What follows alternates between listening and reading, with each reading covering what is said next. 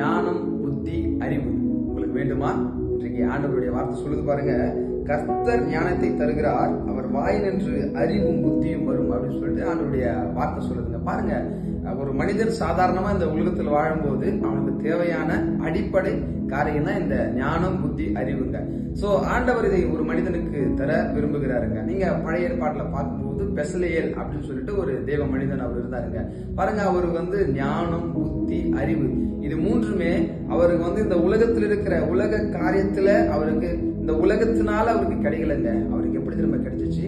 பரிசுத்த ஆவியினால அந்த ஞான, புத்தி, அறிவு அவருக்கு அருளப்பட்டது நிமித்தமாக அவர் பற்பல காரியங்களை யூகித்து அக்யூரேட்டா ஒரு காரியத்தை அவரால் செய்ய முடியுங்க. இந்த காரியத்தை அவர் தொட்டார்னா அதுல சக்சஸ். அப்படியாய்ப்பட்ட ஒரு ஞானத்தை யாரு கொடுத்ததுன்னு சொன்னா கர்த்தராகிய தெய்வம் இயேசு கிறிஸ்து தம்முடைய ஆவியினாலே அப்படிப்பட்ட காரியங்களை கொடுக்கிறாருங்க. இன்னைக்கு யோசிச்சு பாருங்க, உங்களுக்குள்ள எனக்குள்ளும் அந்த பெசலேல் ஐயாக்குள்ள இருந்த அந்த ஞானம் இருக்குதா?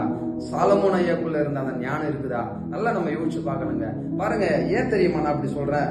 இதை எழுதின சாலமோன் ஐயா தான் சொல்றாரு, கர்த்தர் ஞானத்தை தருகிறார், அவர் வாய் நின்று அறிவும் புத்தியும் வரும் அப்படின்னு சொன்னா ஆண்டவர் தான் என்ன பண்றாரு? எல்லா ஜனங்களுக்குமே ஞானத்தை கொடுக்கிறார், எல்லா ஜனத்துக்குமே அறிவையும் புத்தியும் தராருங்க. சோ அது மட்டும் இல்லைன்னு சொன்னா அவங்க எப்படி இருப்பாங்க? ஞானம் ஒரு மனிதனுக்குள்ள இல்ல, புத்தி ஒரு மனிதனுக்குள்ள இல்ல அப்படின்னு சொல்லும் போது அவங்க ரொம்ப புத்திகீனமா நடப்பாங்க.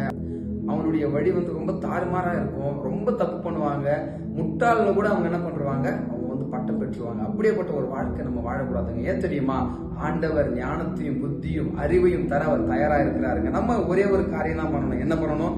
ஆண்டவர் சொல்லுகிறபடி நம்முடைய இருதயத்தை அவருக்கு திறந்து கொடுக்கும்போது இப்படியாப்பட்ட தேவ ஆவியினால இந்த நல்ல காரியத்தை, நல்ல 3 காரியத்தை ஆண்டவர் நமக்கு தருவாருங்க. ஒரு மனிதனுக்குள்ள இந்த 3 காரியம் இருக்கும்பொழுது அவன் தொட்ட இடம்லாம் வாய்க்குங்க. சோ அதனால இந்த காரியம் நமக்கு வேணும். எப்படி கிடைக்கும் அப்படின்னு சொல்லும்பொழுது ஆண்டவர் கைப்பாடா எழுதி கொடுத்த இந்த வேத வசனத்தை நம்ம வாசித்து அதன்படி வாழ நம்ம பிரயாசப்படும் பொழுது அந்த ஞான, புத்தி, அறிவு நமக்கு இந்த வேத வசனத்தில் இருக்கிற அந்த நினைப்பூட்டுகிற பரிசுத்த ஆவியானவராலே நம்ம ஞான வர அடைவோங்க. சோ அதனால நம்ம இது 3க்காக நம்ம ஜெபம் பண்ணுவோம். ஆண்டவர் நிச்சயமாய் நமக்கு தந்து நம்மளை ஆசீர்வதிப்பாராக.